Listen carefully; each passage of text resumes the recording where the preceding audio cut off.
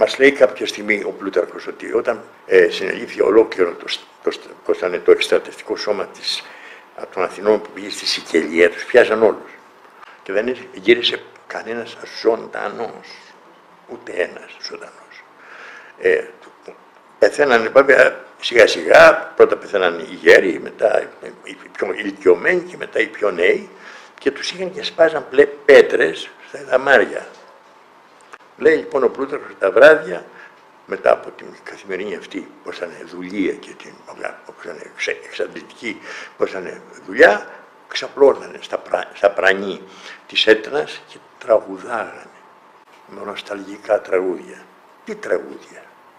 Χωρικά το Ευρυπίδη. Αυτή ήταν η κουλτούρα της Αθήνας, καταλάβατε. Τραγουδάγαν χωρικά νοσταλγικά που έχει στην Φιγένεια Ταύρης που μιλάνε οι Ιδούλεις. Αχ, να μου στην Ελλάδα, να μου πουλί να πέταγα, να βλέπω τη μάνα μου να χορεύει στο χωροστάσι. Το καταλαβαίνετε, τέτοια τραγούδια τραγουδάγανε. Αλλά τραγουδάγανε Ευρυπίδη, τραγουδάγανε μεγάλη ποίηση. Τα φαντάρια. Φαντάζεστε τώρα τα φαντάρια τα δικά μας να τραγουδάνε Θοδωράκι. Ή πώς το λένε, Χατζηδάκι. Όχι βέβαια. Σφακιανάκι τραγουδάνε. Δεν έχω τίποτα με τον άνθρωπο, εντάξει. Μιλάμε για διαφορετικά γούστα.